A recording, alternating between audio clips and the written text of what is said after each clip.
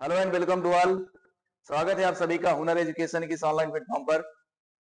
आज हम लोग बात करेंगे साइंस में, और हम वो श्रृंखला चल रही थी, हमारी पहली क्लास थी जीवन की उत्पत्ति। उसके बारे में हमने आपको बताया कि जीवन की उत्पत्ति से संबंधित प्रश्न कैसे आते हैं, और आपने शायद समझा भी होगा। अगली क्लास और भी महत्वपूर्ण होने वाली है, जो कि सभी के लिए बहुत ही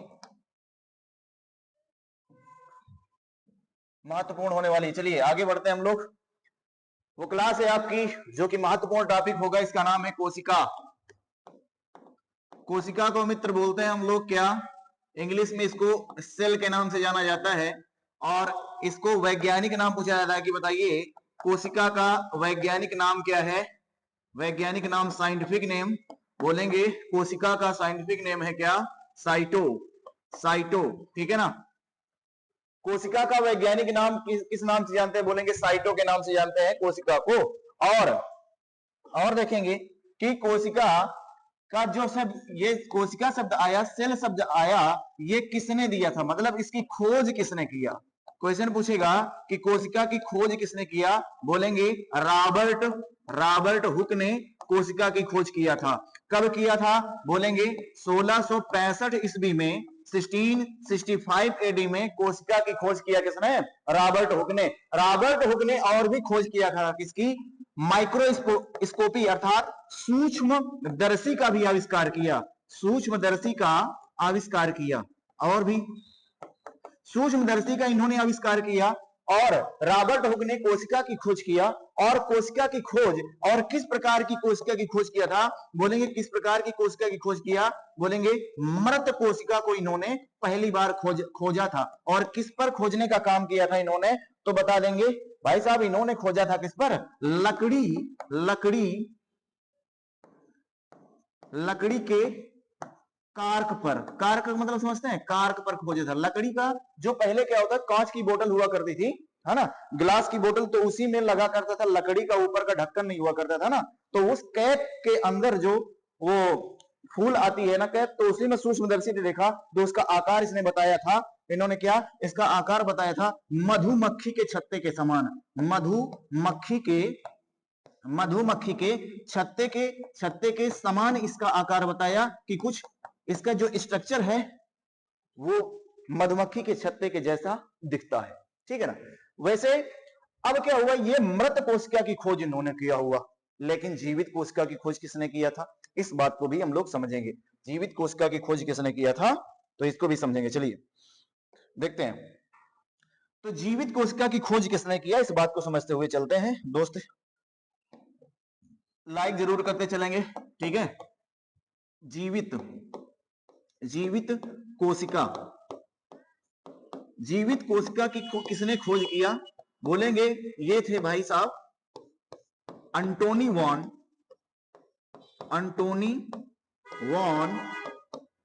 लीवेनहॉक। अंटोनी वॉन लीवेनहॉक ने क्या किया, जीवित कोशिका की खोज किया। इन्होंने किसकी खोज किया हुआ था, और भी याद आएगा कि इन्होंने जीवाणु की भी खोज किया था। जीवाणु की खोज किया, जीवित कोशिका की खोज किया। कब किया, बोलेंगे 1667 एडी, 1667 ईस्वी में इन्होंने जीवित कोशिका की खोज किया। इन्होंने जीवाणु की खोज किया, इसीलिए इनको जीवाणु विज्ञान का जनक भी कहा जाता है। अब दूसरी बात हम लोग करते हैं, क्या इन्होंने किस पर किया हुआ था खोज, किस पर ये खोज किया, बोलेंगे प्याज के तने पर। प्याज के तने पर इन्होंने क्या किया, जीवित कोशिका की खोज किया था। इस बात को भी समझते हुए चलेंगे, ठीक है।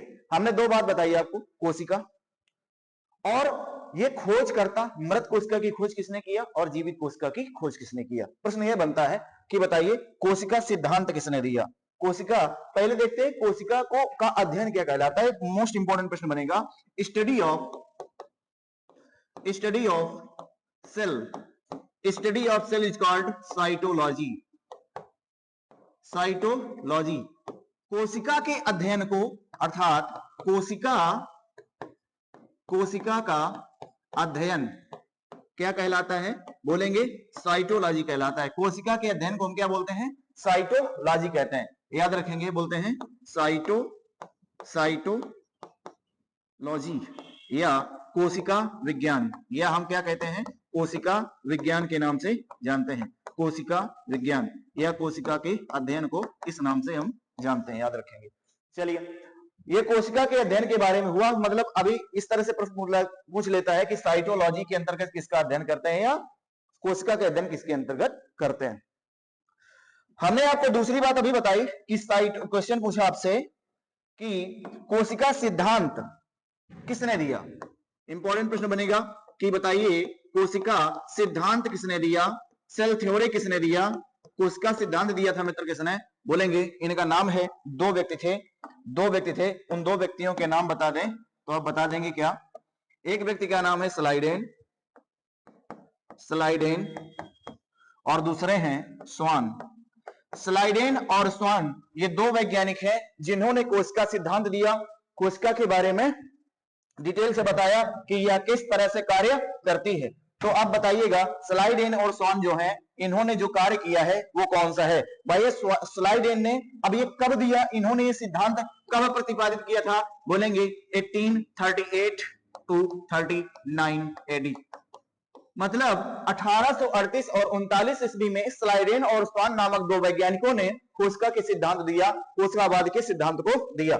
अच्छा, तो ये क्वेश्चन पूछता है कि स्लाइडेन ये कौन से वैज्ञानिक थे और स्वान कौन से वैज्ञानिक थे। महत्वपूर्ण प्रश्न बन जाते हैं यहां से। स्लाइडेन दोस्त क्या थे, ये जंतु विज्ञान शास्त्री थे, जंतु विज्ञान शास्त्री कौन थे, बोलेंगे स्लाइडेन जंतु विज्ञान शास्त्री है। और स्वान क्या है, यह जीव विज्ञान शास्त्री है। कौन सा शास्त्री है भाई साहब, ये है जीव विज्ञान शास्त्री। तो ये जीव विज्ञान शास्त्री थे। तो इन दोनों ने मिलकर के कौन सा दिया, कोशिका सिद्धांत दिया या कोशिका सिद्धांत का प्रतिपादन किया। शायद ये बात आपको समझ आ रही होगी। ठीक है, चलिए आगे बढ़ते हैं हम लोग। तो हमने क्या बताया, कोशिका की मृत कोशिका की खोज किसने किया, बोलेंगे रॉबर्ट हुक ने किया, 1665 ईस्वी में किया। और इसका आकार मधुमक्खी के छत्ते के समान बताया। लेकिन मित्र आकार में अगर पूछेगा कि कोशिका का आकार जो कितना होता है वो माइक्रोन में होता है। ये बड़ा ही इंपॉर्टेंट प्रश्न बनने वाला है एग्जाम के पॉइंट ऑफ व्यू से। और कैसे कि कोशिका का बताइए, कोशिका का आकार कैसा होता है ना। तो कोशिका का आकार कैसा होता है, साइज कितना होता है, बोलेंगे इसका जो आकार है वो साइज है ना। साइज क्या होता है भाई साहब, साइज कितना होता है इसका होता है माइक्रोन में कितना, 0.5 म्यू। म्यू का मतलब बोलते हैं माइक्रोन, 0.5 माइक्रोन टू कहां तक होता है, टू कहां तक होगा, बोलेंगे 20 माइक्रोन तक। मतलब ये एक एवरेज बताया गया कि जो किसी भी कोशिका का साइज होता है। इंपॉर्टेंट प्रश्न बनने वाला है यहां से, ये बात समझिएगा। हल्के में मत, जो भी मैं बता रहा हूं हल्के में क्वेश्चन मत लीजिएगा, कहीं ना कहीं प्रश्न पूछे गए हैं, उन्हीं में प्रश्नों की बात करता हूं। ठीक है, और उसके साथ हमें पूरी उसकी हिस्ट्री को लेकर के भी चलने का प्रयास रखता हूं। चलिए, यहां पर उसके माइक्रोन की बात किया। अब क्वेश्चन बनने वाला है क्या कि एक माइक्रोन में कितने मीटर होते हैं। बड़ा ही इंपॉर्टेंट प्रश्न बनने वाला है क्या, एक माइक्रोन बराबर कितना होता है, बोलेंगे एक माइक्रोन बराबर 10⁻⁻6 मीटर। एक माइक्रोन में कितने मीटर होते हैं, बोलेंगे 10⁻⁻6 मीटर होते हैं एक माइक्रोन में। समझ पा रहे हैं आप लोग। अगर आपसे पूछ लिया जाए कि एक मीटर में कितने डेकामीटर होते हैं, क्या आप बता पाइएगा। एक मीटर में कितने किलोमीटर होते हैं, एक किलोमीटर में कितने मीटर होते हैं, एक सेंटीमीटर में कितने हेक्टोमीटर होते हैं। क्या आप समझ पा रहे हैं मेरी बात को, मैं क्या कहना चाहता हूं। अगर ये बात समझ में आ रही हो तो बताइएगा कि इसको बताया जाए। मैं आपको चाहो तो यहां पर डिफाइन कर देता हूं, कर दूं। देखिए क्या होता है, अब कभी भी आप भूल नहीं सकते हो कि किसमें डेकामीटर, कितने हेक्टोमीटर, कितने किलोमीटर, कहीं से भी पूछा जाए आप बता पाइएगा। कैसे, देखते हैं अगली स्लाइड में। एक ट्रिक याद रखेंगे जो कि महत्वपूर्ण होने वाली है आपके लिए, क्या, के एच, इस तरह से हम लिखते हैं, ये कलर दिखेगा, K H D M D C M. समझिए जरा, ये एक क्या है, ट्रिक है। एक शॉर्ट ट्रिक आपको बताने का प्रयास कर रहा हूं मैं। उम्मीद है आपको ये अच्छी भी लगेगी और महत्वपूर्ण भी होगी। कैसे? के का मतलब दोस्त यहां से हम लेते हैं किलो, इसको क्या बोलेंगे? किलो। एच का मतलब होता है ये हेक्टो, और इसको बोलेंगे डेका, और ये होगा मीटर, और इधर से है फिर डेसी, और ये है आपका सेंटी, सेंटी, और ये है आपका मिली। ठीक है, इस तरह से समझे जरा। Kilo, hecto, deca, metre, deci, centi, millimetre. ठीक है, आपको करना कुछ नहीं है, क्या करना है बस उतनी बात को समझते चलिएगा। देखेंगे जरा, यहां पर लिखेंगे एक, उसके आगे जीरो लगाते चले जाएंगे, ये इस तरह से, ये जीरो, ये, और इस तरह से। ठीक, बस अब देखते जाइएगा अब क्या होने वाला है। सारे प्रश्न आपसे यहीं पर आपको यहीं से आंसर आप दे पाएंगे सभी के, जो भी कहा जाएगा।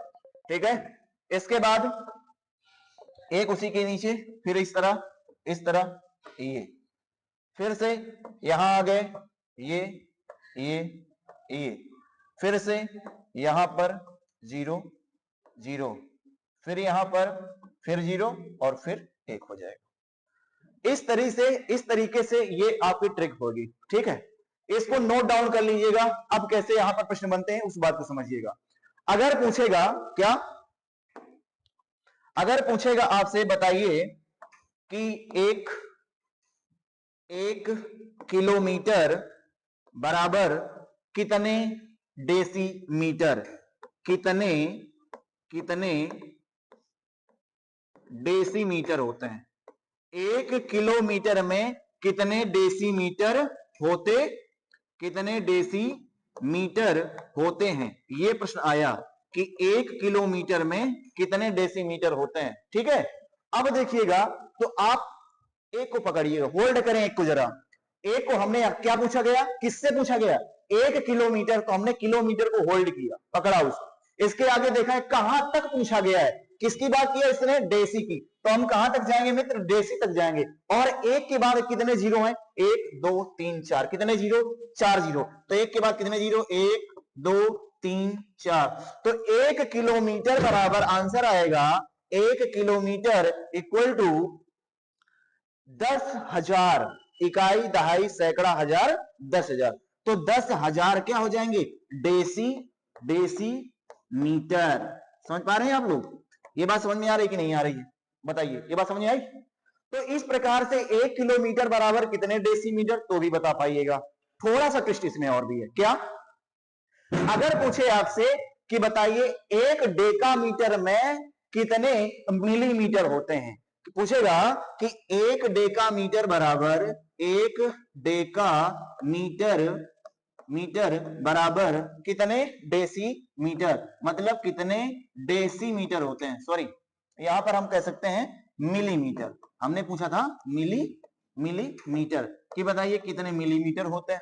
तो 1 डेकामीटर, तो जिसका पूछा जाए वहां से हम होल्ड करेंगे। ठीक है, तो हमने डेकामीटर को होल्ड किया। ठीक है, हमने क्या किया? डेका, तो इसी के सामने लिखा है 1, तो हमने 1 डेकामीटर के सामने 1 को रखा, तो 1 लिख देंगे भाई। डेकामीटर पूछा गया तो डेकामीटर को होल्ड कर देंगे। ठीक, इसके बाद यहां को हमने होल्ड किया। अब पूछा कहां गया है? मिली तक, तो इसको होल्ड करने के बाद देखते हैं कि 1 2 3 4, ये नीचे जो लिखा है उससे मतलब नहीं है, उसी के सामने हमको दिखना है कि उसके सामने कितने जीरो है भाई साहब। इसके बाद 1 2 3 4, कितने जीरो? 4 जीरो। तो कितना आ जाएगा? 1 डेकामीटर बराबर 1 2 3 4। पूछा गया मिलीमीटर, तो आपका आंसर मिलीमीटर हो जाएगा।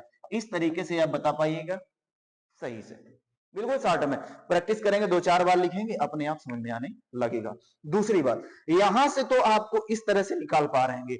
अगर इसी का उल्टा पूछ लिया जाए, कैसे?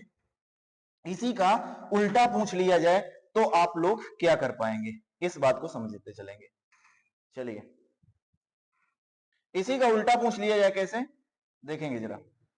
अब ये बात आपको समझ में आ रही कि नहीं? नहीं समझ में आ रही, फिर से देखने का थोड़ा सा प्रयास करेंगे। अब उल्टा देखेंगे हम लोग कैसे।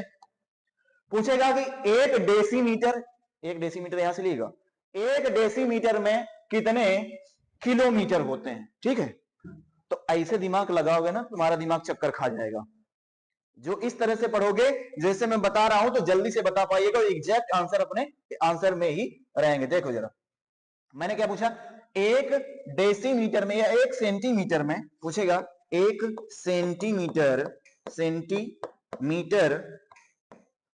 बराबर कितने कितने किलोमीटर, कितने किलोमीटर होते हैं। अब यहां पर यूनिट भी कह सकता है, अरे किलोमीटर को किलोग्राम भी कह सकता है, यूनिट बदल सकता है इसका। अरे किलोमीटर है, मीटर की जगह मतलब उस द्रव्यमान का यूनिट किलोग्राम होता है और आयतन का मतलब लीटर होता है, तो किलोलीटर भी हो सकता है या लीटर कह सकते हैं, हेक्टोलीटर कह सकता है, डेकालीटर कह सकता है ना। तो वो यूनिट बदल जाएगा, मतलब जो मेजरमेंट का पैमाना है, जिस चीज को आप नाप रहे हैं। अब द्रव्यमान का मात्रक किलोग्राम होता है तो किलोग्राम होगा, लंबाई का मात्रक मीटर होता है तो मीटर में पूछ लेगा, समझ पा रहे हैं। तो उससे हिसाब से यूनिट बदल जाएगा, लेकिन चीजें नहीं बदलने वाली। कैसे, एक सेंटीमीटर में कितने मिलीमीटर, हमने बात किया सेंटीमीटर की, तो हमने लिखा एक सेंटीमीटर को बराबर एक लिख दिया गया, बराबर पूछा गया है किलोमीटर में। अभी हम जा रहे थे इधर से इधर की तरफ तो जीरो प्लस हो रहे थे, अब इधर से इधर की ओर आएंगे तो माइनस में होगा। क्या, इसी बात को समझना है। अगर हम इधर से इधर के लिए वैल्यू पूछी जाएगी तो आंसर हम क्या लगाएंगे, प्लस, मतलब जीरो बढ़ाएंगे। और यदि इधर से इधर की ओर मतलब छोटे से बड़े की ओर आएंगे तो क्या होगा, वैल्यू माइनस में होगी। इस बात को याद रखेंगे, इस बात को याद रखिएगा। अगर किलो से मिलीमीटर की तरफ जाएंगे और छोटी वैल्यू की तरफ जाएंगे तो प्लस क्या हो जाएगा, प्लस होता चला जाएगा। अगर छोटे से बड़े की ओर चले जाएंगे तो वैल्यू माइनस में हो जाएगी। पूछेगा बड़ा, पूछेगा छोटे से बड़ा तो वैल्यू माइनस। देखना जरा, पूछा गया छोटे से बड़े की तरफ तो हमने एक लिख दिया। अब क्या हो रहा है, इसके बाद यहां से हमने पूछा गया है, किसको पूछा गया है, किलोग्राम का, तो इसको छोड़ दीजिएगा, एक को छोड़ देंगे, उसके बाद देखेंगे कितने जीरो हैं, बोलेंगे 1 2 3 4 और क्या हो जाएंगे 5, हो जाएंगे 5। तो देखो उसको छोड़ेंगे, 1 2 3 4 5, यहां तक पूछा गया ना तो 5 जीरो लगाइएगा। तो एक के बाद कितने जीरो, 1 2 3 4 और 5। क्या पूछा गया है, किलो, तो किलो मीटर पूछेगा तो मीटर, लीटर पूछेगा मीटर, किलोग्राम, तो ये यूनिट बदल पता चलेगी आपको। ये बात समझ में आ रही है, चीजें समझ में आएगी नहीं। तो इस तरह के सारे वैल्यू निकालिएगा, ठीक। चलिए अब अपने अगले क्वेश्चन की ओर चलते हैं। हमने आपको बताया कि कोशिका का जो आकार होता है वो माइक्रोन में होता है। एक माइक्रोन बराबर होता है 10⁻⁻6 मीटर के होता है, ठीक। अब कोशिका के प्रकार कितने होते हैं, आकार की बात हमने किया, अब कोशिका के प्रकार की बात करते हैं। तो कोशिका कितने प्रकार की होती है, कोशिका मित्र 2 प्रकार की होती है ना। कोशिका के 2 प्रकार हैं, कैसे, पहले को बोलते हैं प्रोकैरियोटिक, प्रोकैरियोटिक प्रोकैरियोटिक कोशिका, और दूसरी कोशिका को बोलते हैं यूकैरियोटिक कोशिका। क्या, यूकैरियोटिक कोशिका, प्रोकैरियोटिक और यूकैरियोटिक, इस बात को समझते चलिएगा। देखिएगा जरा, प्रोकैरियोटिक और यूकैरियोटिक में क्या अंतर होता है, इस बात को समझेंगे। प्रोकैरियोटिक जो कोशिका होती है इसमें क्या होता है, इसमें प्रश्न कैसे बनेगा, प्रोकैरियोटिक कोशिका इसमें अर्थात यह अविकसित कोशिका होती है, अविकसित मतलब यह अविकसित होती है। इसमें क्या अनुपस्थित होता है, इसमें अनुपस्थित होता है, क्या पूछेगा, इसमें क्या नहीं पाया जाता, क्या नहीं पाया जाता, बोलेंगे इसमें डीएनए नहीं पाया जाता, इसमें माइटोकांड्रिया नहीं पाया जाता, माइटोकांड्रिया नहीं पाया जाता, मतलब अनुपस्थित की बात करेगा तो इसमें क्या नहीं पाया जाता, डीएनए नहीं पाया जाता, डीऑक्सीराइबोज न्यूक्लिक एसिड नहीं पाया जाता, इसमें माइटोकांड्रिया जिसको कोशिका का श्वसन तंत्र के नाम से जाना जाता है वह भी नहीं पाया जाता, इसमें केंद्रक नहीं पाया जाता, केंद्रक भी नहीं पाया जाता भाई साहब, केंद्रक नहीं पाया जाता, इसमें केंद्रक झिल्ली सेल मेम्ब्रेन भी नहीं पाई जाती, झिल्ली कोशिका झिल्ली भी नहीं पाई जाती, ठीक है ना। तो ऐसे जो जीव होते हैं अविकसित होते हैं, प्रोकैरियोटिक होते हैं, और क्या होते हैं, एक कोशिकीय होते हैं, सिर्फ एक कोशिकीय होते हैं। एक कोशिकीय जीवों में यह यह कोशिका पाई जाती है। जैसे क्या होता है बोलेंगे, उदाहरण के तौर पर बता दीजिए, हम बोलेंगे ब्लू ग्रीन एल्गी, अर्थात नील हरित शैवाल, नील हरित शैवाल है, ब्लू ग्रीन एल्गी है। और इसे और किस नाम से जानते हैं दोस्त, इस बात को याद रखेंगे, इसका अन्य नाम है क्या, बोलेंगे साइनो साइनोबैक्टीरिया, साइनोबैक्टीरिया भी इसको कहा जाता है। इस बात को याद रखेंगे, है ना। ये बात समझ में आ रही है आपको, प्रोकैरियोटिक क्या होता है, ये बात समझ में आई कि नहीं। चलिए आगे बढ़ेंगे। यूकैरियोटिक दोस्त जो कोशिका होती है ये दो प्रकार की होती है। यूकैरियोटिक क्या होती है, दो प्रकार की। कैसे, एक होती है, इसमें और भी आ जाता है, समझ में आ रहा है, इसमें और भी कोशिकाएं आएंगी, मतलब ये तो सिर्फ एक ही कोशिका, मतलब एक ही प्रकार का जीवाणु होता है, बहुत छोटा होता है। अब इसमें दो प्रकार की होती है, एक तो होता है क्या, एक कोशिकीय, और दूसरी क्या होती है, बहुकोशिकीय। इसमें भी दो प्रकार की होती हैं, एक कोशिकीय और बहुकोशिकीय। ये दो प्रकार की कोशिकाएं पाई जाती हैं। अरे बहुकोशिकीय में जो जीव पाया जाएगा मित्र वो कौन सा होगा, और एक कोशिकीय में पाए जाने वाले कौन से होंगे, इस बात को भी देखते रहेंगे हम लोग। चलिए तो अब आते हैं अपनी ओर, देखिएगा एक कोशिकीय जीवों में, इसमें उदाहरण में देखेंगे जिसमें एक ही कोशिका होती है, ऐसा कौन सा होता है, बोलेंगे अमीबा है। अमीबा एक कोशिकीय है, और तो एक कोशिकीय है तो इसको तो प्रोकैरियोटिक में होना चाहिए, लेकिन ये क्या है, बोलेंगे यह अपवाद है, यह एक्सेप्शन में आता है, और यही पूछा जाता है, इस बात को भी याद रखेंगे। यही एक्सेप्शन में है और यही पूछा भी जाएगा, इस बात को भी याद रखेंगे। और क्या आता है इसमें, एक कोशिकी में, बोलेंगे अमीबा, इसमें आता है दोस्त पैरामीशियम आता है, इसमें क्या आता है, बोलेंगे यूग्लिना आता है, इसमें क्या आता है, बोलेंगे हाइड्रा आता है, इसमें क्या आता है, बोलेंगे एसिटा बुलेरिया आता है, एसिटा बुलेरिया, इसी के अंतर्गत ये पाए जाते हैं, ठीक है। अब जो बहुकोशिकीय होते हैं ना दोस्त, इसमें भी दो प्रकार के होते हैं, इस बात को भी याद रखेंगे, श्रृंखला मत भूलिएगा, ये आपके लिए बड़ा ही इंपॉर्टेंट हो जाता है। देखेंगे जरा कैसे, देखिए बहुकोशिकीय में दो प्रकार के होते हैं, कौन कौन से, एक तो होता है बहुकोशिकीय में एनिमल कोशिका, मतलब जंतु कोशिका को हम एनिमल सेल कहते हैं।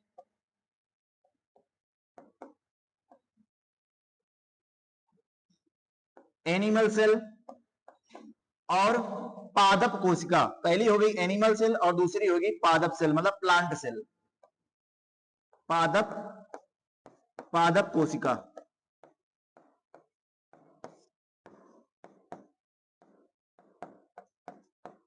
पादप कोशिका और जंतु कोशिका दो प्रकार की होती हैं, जो कि बहुकोशिकीय के अंतर्गत आती हैं, ठीक। ये हमने आपको बताया कोशिका के प्रकार, दो प्रकार की, प्रोकैरियोटिक कोशिका जो अविकसित होती है ना, इसमें नहीं पाया जाता, जैसे माइटोकॉन्ड्रिया नहीं पाया जाता, डीएनए नहीं पाया जाता, केंद्रक और केंद्रक झिल्ली नहीं पाई जाती है, या एक कोशिकीय जीव होते हैं, है ना। और जो उदाहरण में हमने बताया कि नील हरित शैवाल होता है, इसको अन्य साइनोबैक्टीरिया के नाम से भी जानते हैं। यूकैरियोटिक में दो प्रकार की कोशिकाएं होती हैं, कैसे कौन सी, एक कोशिकीय और बहुकोशिकीय। एक कोशिकीय मतलब इसमें क्या होता है, अमीबा उसमें भी आता है, लेकिन इसमें रखे जाते हैं, अमीबा अपवाद में है, लेकिन यहाँ पर पैरामीशियम, यूग्लिना, हाइड्रा और एसिटा बुलेरिया है। इनका ये जो करते हैं ना, इनका जो आकार होता है दोस्त, इन लोगों का जो आकार होता है ना, वह थैलस नुमा होता है। इनका जो आकार होता है वह थैलस नुमा होता है। थैलस का मतलब होता है कि यह अपना, इनका जो चलते हैं ना, ये लोग चलते कैसे हैं, चलते हैं तो बोलते हैं ये चलते हैं कूटपाद के द्वारा, मतलब चलते हैं, मतलब एक स्थान से दूसरे स्थान तक पहुंचने का काम करते हैं, कूटपाद के द्वारा चलते हैं। बहुकोशिकीय में क्या उनसे होते हैं, मतलब सारे एनिमल कोशिका, जितने भी जीव जंतु आते हैं, जंतु कोशिकाएं जितनी होती हैं वह सब इसी में आएंगी, और पादप कोशिका भी इसी के अंतर्गत आती हैं। शायद यह बात आपको बेहतर तरीके से समझ में आ पा रही होगी, ठीक है। आगे बढ़ेंगे अब हम लोग, तो कोशिका के प्रकार के बारे में भी हमने जानकारी ली, और कोशिका के प्रकार के बारे में भी हमने समझा? अब दोस्त हम बढ़ेंगे क्या, अब किसके बारे में बढ़ेंगे देखते हैं जरा। तो कोशिका के आकार के बारे में हमने बात किया, ठीक है। अब देखते हैं जरा क्या,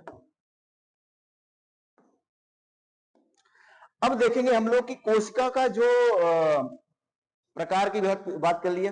अब कोशिका में क्या क्या पाया जाता है, कोशिका के अंदर क्या होता है, कोशिका क्या है, देखेंगे जरा। कोशिका से बनने वाले प्रश्नों की चर्चा करते हुए हम आगे बढ़ेंगे। अब अपने देखेंगे तो कोशिका, कोशिका ठीक है, इसको बोलते हैं हम लोग सेल, कोशिका, ठीक है। और अब प्रश्न कैसे बनेगा इस बात को समझेंगे जरा, कि बताइए विश्व की सबसे बड़ी कोशिका, विश्व की सबसे बड़ी कोशिका कौन सी है, आंसर दें जरा। दूसरा, विश्व की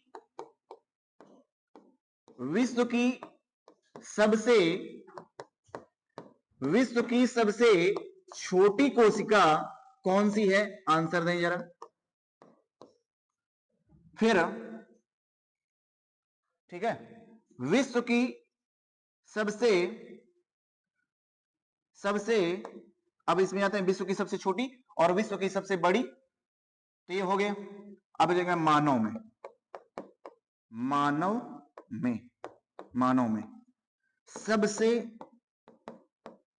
सबसे बड़ी कोशिका, मानव में सबसे बड़ी कोशिका किसकी होती है। फिर मानव में सबसे छोटी कोशिका किसकी होती है, सबसे छोटी कोशिका। और मानव में सबसे लंबी कोशिका किसकी होती है, लंबी कोशिका, ठीक है ना। अब जल्दी से इसका आंसर दें। क्या आप लोग इसका आंसर दे पा रहे हैं, क्या आप लोगों को ये बात समझ में आ पा रही है, जल्दी से कमेंट में बताएं, ठीक है। देखें जरा, विश्व की सबसे बड़ी जो कोशिका है दोस्त, उसका नाम है ऑस्ट्रिच एग, शुतुरमुर्ग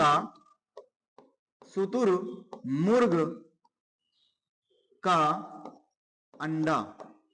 ऑस्ट्रिच एग की जो सेल होती है, कोशिका होती है, वह सबसे बड़ी होती है विश्व में, ठीक। विश्व की सबसे छोटी कोशिका पूछेगा मित्र तो आप बता पाइएगा माइटोकांड्रिया की। और माइटोकांड्रिया का इसका माइटोकांड्रिया नहीं है, माइक्रोप्लाज्मा, माइटोकांड्रिया कह रहे थे, माइक्रोप्लाज्मा गैलेस्पेक्ट्रम जीवाणु की, माइक्रोप्लाज्मा गैलेस्पेक्ट्रम जीवाणु की विश्व की सबसे छोटी कोशिका होती है, ये है भाई साहब। और क्या, सबसे बड़ी कोशिका बताइएगा मनुष्य के अंदर, मनुष्य में सबसे बड़ी कोशिका कौन सी है, तो बोलेंगे यहां पर आरबीसी है, WBC। सबसे छोटी कोशिका कौन सी होती है, बोलेंगे RBC। और सबसे लंबी कोशिका कौन सी होती है, बोलेंगे न्यूरॉन कोशिका, न्यूरॉन सेल, ठीक है। और अब पूछेगा बताइए मानव में जनन कोशिका, अब मानव में या एनिमल में हम कह सकते हैं, जरूरी नहीं है कि जनन सिर्फ क्या होता है मनुष्यों में ही होता है, क्या भाई साहब, ये तो सभी में होता है। तो अब पूछेगा कि जनन कोशिका के बारे में बताएं, जनन कोशिका की विश्व सबसे बड़ी जनन कोशिका कौन सी होती है और सबसे छोटी जनन कोशिका कौन सी होती है, बोलेंगे सबसे बड़ी जनन कोशिका बताएं, सबसे बड़ी जनन कोशिका कौन सी होती है, जनन सेल कौन सी होती है, बोलेंगे जल्दी से बताइएगा। फिर सबसे छोटी, सबसे छोटी, सबसे छोटी जनन कोशिका कौन सी है? जल्दी से बताइएगा। ठीक है, अगर आप अपने शार्ट नोट्स बनाते चलेंगे तो ज्यादा ही बेहतर होगा। सिर्फ क्लास ही देखेंगे तो हमारे हिसाब से उतना महत्वपूर्ण नहीं हो पाएगा आपके लिए, इसलिए अपने शार्ट्स अपने तरह से आप लोग बनाते चलेंगे। सबसे बड़ी कोशिका होती है बच्चे, उसका नाम है ओवम। ओवम का मतलब है अंडाणु। अंडाणु की सबसे बड़ी कोशिका होती है, ठीक है, और सबसे छोटी होती है शुक्राणु की, शुक्राणु, स्पर्म। सबसे बड़ी कोशिका है अंडाणु और सबसे छोटी कोशिका है स्पर्म अर्थात शुक्राणु की। तो ये हमने आपको बताया कि कोशिका से बनने वाले जो प्रश्न हैं जो कि बड़े ही महत्वपूर्ण होंगे, तो आप लोग इसका नोट्स बनाएंगे और आगे अब हम बढ़ जाएंगे। ठीक है, चलिए देखेंगे, नहीं हुआ क्या? उसमें देख लीजिए। चलिए, तो अब ये देखेंगे हम लोग कोशिका क्या होती है। तो थोड़ा सा कोशिका का आकार हमने आपको बताया था कि वैसे जो कोशिका का आकार होता है वह कैसा होता है, गोलाकार। लेकिन कोशिका कई प्रकार की होती है। कोशिका का प्रकार जो होता है मित्र, आकार जो होता है, प्रकार तो भी मैं बताया। कोशिका का जो आकार होता है वह साइज जो मैंने बताया था 0.5 माइक्रोन टू 20 माइक्रोन। मतलब आकार में अगर पूछे कि 0.5 से कितना 20 माइक्रोन तक होता है। लेकिन अब इसका आकार और किस किस तरह से होता है, इसका आकार देखना जरा। इसका आकार होता है बोलेंगे आयताकार, आयताकार, ठीक है। और क्या होता है, वर्गाकार, वर्गाकार। और क्या होता है, क्षणाकार, क्षण जैसे नहीं होती है, क्षणाकार, इस तरह से क्षणाकार, क्षण जिस प्रकार से होती है, क्षणाकार, वर्गाकार। और क्या होता है, गोलाकार। तो ये कोशिका का आकार होता है अलग अलग तरीके से। अब प्रश्न पूछेगा कि बताइए जो पादप में पाई जाने वाली कोशिका होती है उसका आकार कैसा होता है और मनुष्य में पाई जाने वाली कोशिका होती है उसका आकार कैसा होता है। लेकिन रॉबर्ट हुक ने मृत कोशिका की खोज कोशिका के उसके मधुमक्खी के छत्ते में गोलाकार बताया था। लेकिन अब यहां पर आएगा क्या, आयताकार और वर्गाकार जो होती है दोस्त, यह पादप कोशिका की होती है। पादप कोशिका का जो आकार होता है मित्र, वह पादप की कोशिका का आकार होता है वर्गाकार। और लेकिन क्षणाकार और गोलाकार होती है, यह जंतु कोशिका की होती है। जंतु कोशिका का आकार होता है। इस बात को भी आप लोग समझते जाएंगे और इस बात को भी याद करते जाएंगे। समझ में आई बात आपको? ठीक है, चलिए यहां तक हमने आकार की बात की। अब देखिएगा जरा, अब हम लोग बढ़ते हैं अपने महत्वपूर्ण प्रश्न की ओर। आगे क्या, अभी तो आपको समझना बाकी है। अभी तो हमने सिर्फ भूमिका आपको बताई, अभी तो हमने आपको थोड़ा सा वार्म किया है, अब वार्म अप किया है, अब आगे बढ़ेंगे हम लोग। ये समझिए कि कोशिका, क्योंकि एग्जैक्ट ना तो ये गोलाकार कह सकते हैं, जंतु कोशिका है। लेकिन दोस्त अब मैं इसी में सब कुछ आपको बताऊंगा, क्या, पादप और जंतु दोनों के बारे में इसमें बताने चाहता हूं आपको। ठीक है, चलेंगे। तो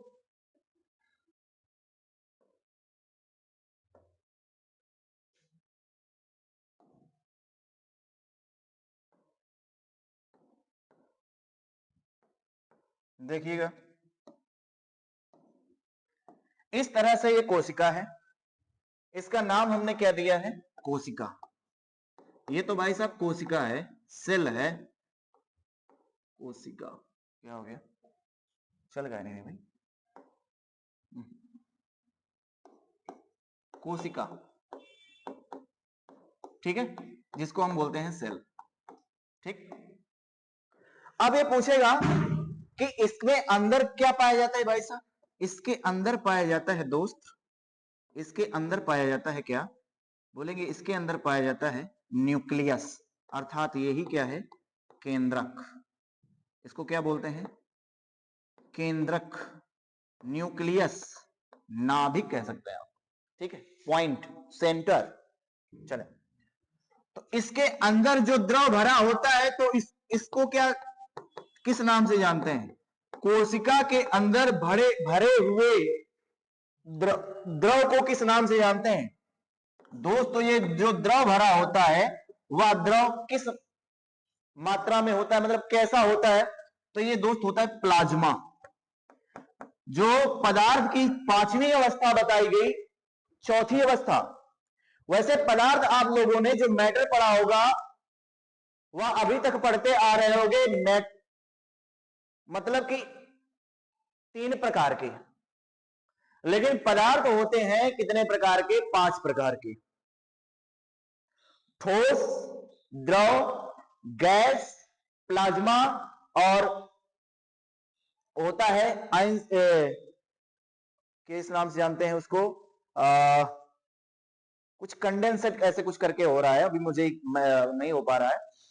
तो बोस आइंस्टाइन कंडेंसेट, BSC, सी के नाम से, मतलब ये 5वां प्रकार है, बोस आइंस्टाइन कंडेंसेट। तो 5 प्रकार के पदार्थ की अवस्थाएं होती हैं, जिसमें से चौथा प्रकार होता है प्लाज्मा। तो केंद्रक के अंदर जो द्रव भरा होता है उसे केंद्रक द्रव के नाम से जानते हैं, इस बात को याद रखेंगे। और यह गाढ़ी अवस्था में होता है, अर्थात सांद्र होता है, गाढ़ा होता है, प्लाज्मा होता है। प्लाज्मा का मतलब ऐसा है नहीं, जैसे दही होता है, आप लोगों ने देखा होगा, थोड़ा सा गाढ़ा, मतलब द्रव भी होगा, गाढ़ा भी होगा, इस तरीके से शहद भी कह सकते हैं। तो इस अवस्था में होता है, मतलब बहने वाला एकदम से द्रव नहीं, जैसे कि पानी बह गया, लिक्विड, वो लिक्विड नहीं होता है, लिक्विड से थोड़ा गाढ़ा होता है। समझ पा रहे होंगे आप?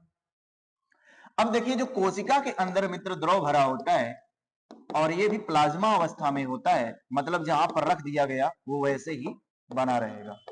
इसके अंदर जो द्रव भरा होता है ना, वो कैसा होता है बोलेंगे? इसके अंदर, इसको मैं थोड़ा सा कैसा करता हूं,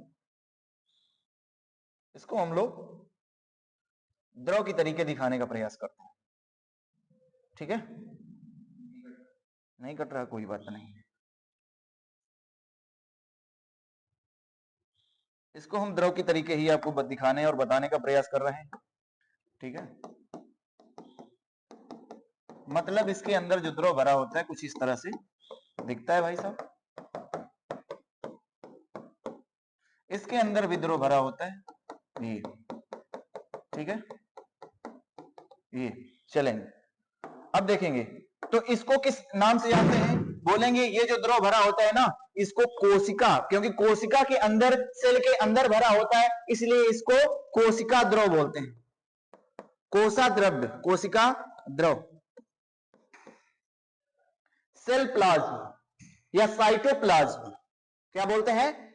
कोशिका के अंदर भरे हुए द्रव को कोशिका द्रव या साइटोप्लाज्म के नाम से जानते हैं, और केंद्रक के अंदर भरे हुए द्रव को न्यूक्लियोप्लाज्म या केंद्रक द्रव कहा जाता है। इस बात को भी याद रखेंगे, इसे हम बोलते हैं केंद्रक द्रव या न्यूक्लियोप्लाज्म। ठीक, ये बात समझ में आ रही है? 2 चीजें मैंने आपको बताई। चलिए मित्र, यहां पर और क्या पाया जाता है? इसकी जो ये बाहरी परत है, ये आउटर लेयर है, इसको किस नाम से जानते हैं? ये जो बाहरी परत है ना, ये कोशिका की जो बाहरी परत है, इसको बोलते हैं कोशिका भित्ति के नाम से जानते हैं, सेल वॉल। सेल का मतलब कोशिका और भित्ति का मतलब होता है दोस्त दीवार। कोशिका की ये दीवार है, कोशिका की भित्त है, कोशिका की आउटर लेयर है, बाहरी परत है, उसे हम कोशिका भित्ति के नाम से जानते हैं। लेकिन अब आप ये कोशिका भित्ति के अंदर की जो परत देखेंगे, इसको बोलते हैं, ये पतली होती है, इसको बोलते हैं कोशिका झिल्ली, सेल मेम्ब्रेन। कोशिका झिल्ली के नाम से जाना जाता है। और यह क्या होती है? यह किसमें पाई जाती है? यह पौधों में नहीं पाई जाती, याद रखिएगा। कोशिका झिल्ली, प्रश्न पूछेगा कि कोशिका झिल्ली किसमें नहीं पाई जाती, बता पाएंगे आप लोग क्या? यह कोशिका झिल्ली किसमें पाई जाती है? यह सिर्फ जंतु कोशिका में उपस्थित होती है।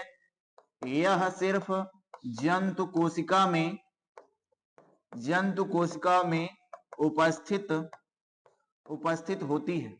यह सिर्फ किसमें होती है? जंतु कोशिका में उपस्थित होती है, यह पाई जाती है। और यह पादप कोशिका में नहीं पाई जाती है। कोशिका झिल्ली जो बनी होती है वह किसकी बनी होती है? बोलेंगे यह फास्फोलिपिड की बनी होती है। फास्फोलिपिड की बनी होती है। ये फास्फोलिपिड क्या होता है? बोलेंगे वसा की बनी होती है। वसा का मतलब जानते हैं? फैट से, मतलब चर्बी से, मतलब इस तरह के। तो क्या फैट पादपों में पाया जाएगा क्या? नहीं। किसमें पाया जाएगा? जंतुओं में पाया जाएगा। तो ये जो झिल्ली होती है वह कहां पर पाई जाती है? बोलेंगे पौधों की नहीं, यह सिर्फ जंतु कोशिका के सेल में पाई जाने वाली है, जिसका नाम है कोशिका झिल्ली या फास्फोलिपिड, अर्थात यह वसा की या चर्बी की बनी होती है। बहुत इंपॉर्टेंट है, समझ पाए होंगे आप लोग। चलिए, कोशिका भित्ति पूछेगा, कोशिका भित्ति किसकी बनी होती है? बताएंगे यह सेल्यूलोज की बनी होती है। सेल्यूलोज यह किसकी बनी होती है? सेल्यूलोज की बनी होती है। अर्थात सेल्यूलोज क्या होता है? बनी होती है। सेल्यूलोज क्या होता है भाई? अब ये सेल्यूलोज क्वेश्चन आएगा कि सेल्यूलोज क्या है? सेल्यूलोज पॉलीकार्बोहाइड्रेट है। ये क्या है? यह पॉलीकार्बोहाइड्रेट है। कार्बोहाइड्रेट है। ये क्या होता है? ये पॉलीकार्बोहाइड्रेट क्या होता है भाई? कार्बोहाइड्रेट दोस्त, हमारे जो कार्बनिक पदार्थ मनुष्य जो खाता है वह 3 प्रकार के ही चीजों को सिर्फ खाता है। कह दोगे 3 प्रकार की चीजें, तो बहुत सी संसार में बहुत प्रकार की चीजें हैं यार। लेकिन आपको यह समझ में आएगा कि साइंटिफिक भाषा में हम सिर्फ 3 ही चीजों को खाते हैं। पहला कार्बोहाइड्रेट, दूसरा प्रोटीन, तीसरा फैट, वसा। 3 ही प्रकार हैं सिर्फ। अब उन्हीं कार्बोहाइड्रेट्स में क्या है? वे कार्बोहाइड्रेट भी कई प्रकार के होते हैं, पॉली, डाई और tri. Poly carbohydrate, di carbohydrate और ट्राई कार्बोहाइड्रेट, ये 3 प्रकार के कार्बोहाइड्रेट हैं। ये क्या होता है? पॉली कार्बोहाइड्रेट वे कार्बोहाइड्रेट होते हैं जो बहुत ही कॉम्प्लिकेटेड होते हैं, बहुत ही जटिल होते हैं, जिनको तोड़ पाना हमारे शरीर के लिए संभव ही नहीं है। क्या? पॉली कार्बोहाइड्रेट इतने ही बंध के द्वारा बने होते हैं, समझ में आया? इतने बॉन्ड होते हैं इनमें क्योंकि इनको हमारे डाइजेशन में, जंतु कोशिका में डाइजेस्ट करने के लिए, कोई मनुष्य की मैं बात बता रहा हूं, और भी जंतु कर सकता है, उसके बारे में नहीं है, लेकिन ये कि मनुष्य के अंदर अगर कोई चीज पॉलीकार्बोहाइड्रेट खा लेता है या सेलुलोज खा लेता है, उसका डाइजेशन नहीं होता है। जो कैप्सूल खाते हैं, जो कैप्सूल का आउटर लेयर होता है ना, वह पॉलीकार्बोहाइड्रेट होता है। तो कहते हैं उसको तो हम हजम कर लेते हैं, उसको तो खा जाते हैं। दोस्त, उसमें वो जो बना होता है ना, उसको डाइजेस्ट करने के लिए जो पॉलीकार्बोहाइड्रेट है वह हमारे शरीर में डाइजेशन नहीं होता है। एक ही सिर्फ चीज का पॉलीकार्बोहाइड्रेट हमारे शरीर के अंदर वो यंत्र लगा हुआ है, उसका नाम है क्या? अपेंडिक्स। मनुष्य के शरीर में इस पॉलीकार्बोहाइड्रेट या सेलुलोज को तोड़ने के लिए, उसको समाप्त करने के लिए, उसको डाइजेस्ट करने के लिए एक ही चीज है, उसे कहते हैं अपेंडिक्स। हिंदी में बोलते हैं कृमि रूप परिशेषिका।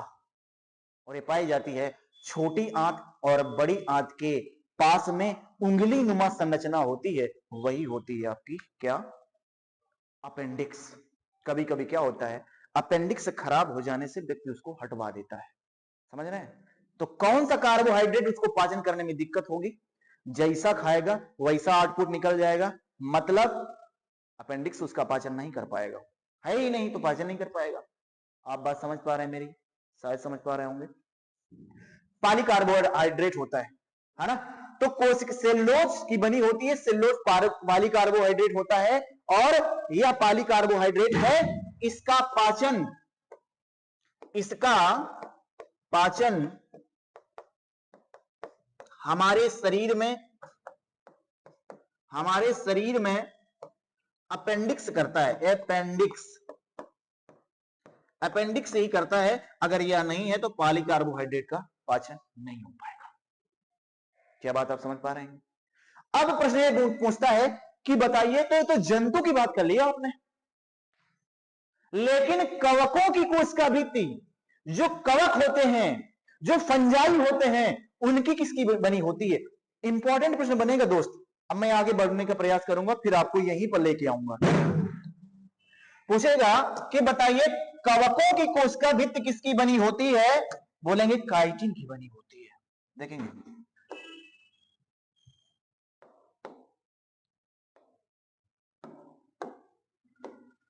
कवकों की कोशिका भित्ति सेल वॉल किसकी बनी होती है? बोलेंगे काइटिन की, काइटिन, है ना। कवकों की कोशिका भित्ति किसकी बनी होती है? काइटिन की बनी होती है ना। जंतुओं की कोशिका भित्ति बनी किसकी होती है? जंतु की कोशिका भित्ति बोलेंगे सेलुलोज की होती है, सेलुलोज, है ना। जंतु और पादप दोनों मैं कह सकता हूं, जंतु और पादप की कोशिका भित्ति, क्योंकि पादप और जंतु दोनों में ही क्या पाई जाती है? पादप, जंतु और पादप दोनों में पाई जाती है। इसको याद रखिएगा कि जो कोशिका भित्ति होती है यह किसमें पाई जाती है? जंतु में भी पाई जाती है, प्लस पादप कोशिका में भी कोशिका भित्ति पाई जाती है, आउटर लेयर ये सब में पाई जाती है। लेकिन कोशिका झिल्ली सिर्फ जंतुओं में पाई जाती है, वह पौधों में नहीं पाई जाती। इस बात को भी जानेंगे। कवकों की कोशिका भित्ति किसकी बनी होती है? बोलेंगे काइटिन की बनी होती है। जंतु और पादप की कोशिका भित्ति किसकी बनी होती है? बोलेंगे सेलुलोज की बनी होती है। ठीक है।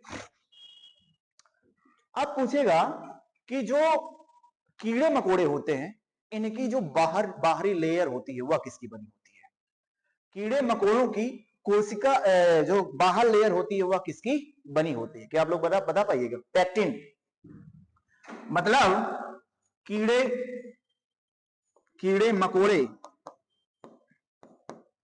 मकोड़े का बाहरी आवरण किसका बना होता है? बोलेंगे पैक्टिन का बना होता है। ये क्वेश्चन इंपॉर्टेंट होंगे, ये क्वेश्चन इंपॉर्टेंट होंगे, ये क्वेश्चन बहुत ही इंपॉर्टेंट होंगे। ठीक है, चलिए अब हम आते हैं। ये तो हमने कोशिका भित्ति के बारे में बताया, कोशिका झिल्ली के बारे में बताया दोस्त, और इस कोशिका में बहुत सारी चीजें पाई जाती हैं, है ना। ये क्लास तो देखो लंबी ही होती चली जाएगी। क्यों? क्योंकि सेल इतना बड़ा टॉपिक है, इसको 1, 2, 3 क्लास में समझा नहीं जा सकता है। ये बात समझ में आ गई होगी। पढ़ाने के लिए, बताने के लिए मैं आपको वन लाइनर इस तरह से बता दूं, वो भी नहीं समझ में आएगा। इसके पीछे का पूरा इतिहास समझने का प्रयास करेंगे, थोड़ा समय देंगे, लेकिन आपको बेहतर समझ में आएगा। इसलिए दोस्त हम अगली क्लास में ही बात कर सकते हैं, लेकिन अभी आप लोग देखेंगे क्या इसके अंदर क्या क्या पाया जाता है। कोशिका के अंग की बात करेंगे, कोशिकांग कौन कौन से होते हैं उसको देखने का प्रयास करेंगे। अब देखिएगा, इसमें होता है दोस्त एम फॉर माइटोकांड्रिया कह देता हूं मैं इसको। ठीक है, माइटोकांड्रिया पाया जाता है। और क्या पाया जाता है? बोलेंगे माइटोकांड्रिया के बाद इसमें राइबोसोम पाया जाता है, इसमें वैक्यूल्स पाया जाता है, इसको मृतिका बोलते हैं, इसमें लाइसोसोम पाया जाता है। इसमें माइटोकांड्रिया भी हो गया, राइबोसोम हो गया, वैक्यूल्स मतलब रिक्तिका भी हो गया, इसमें लाइसोसोम भी हो गया, इसमें सेंट्रोसोम पाया जाता है, इसमें एंडोप्लाज्मिक रेटिकुलम भी पाया जाता है, इसको अंतः प्रादरव्य जालिका के नाम से जानते हैं। इसमें लिपिड पाया जाता है ना। इसमें क्या पाया जाता है? लिपिड भी पाया जाता है। लिपिड को हम लवक कह सकते हैं, लवक। प्लास्टिड, प्लास्टिड को इंग्लिश में बोलते हैं, प्लास्टिड को हिंदी में बोलते हैं लवक। तो ये पादप कोशिका में पाए जाते हैं, है ना। और centrosome, mitochondria, ribosome, vacuoles, lysosome, centrosome, endoplasmic reticulum, plastid. तो मतलब इस तरह से कोशिका के अंगों की हम लोग चर्चा करेंगे। तो अगले टॉपिक में हम लोग समझेंगे क्या? कोशिका के अंग। क्या समझेंगे दोस्त? कोशिका के अंग। तो नेक्स्ट क्लास में आपसे मैं मिलूंगा और आपको बताने का प्रयास करूंगा क्या? कोशिका के अंगों की। तो अगला टॉपिक याद रखेंगे, क्या रहेगा? कोशिका के अंग। बहुत ही महत्वपूर्ण क्लास होगी कोशिका के अंग, है ना, जिनको हम बोलते हैं कोशिकांग। ठीक है, तो अब लोग हम लोग चर्चा करेंगे नेक्स्ट क्लास में। तब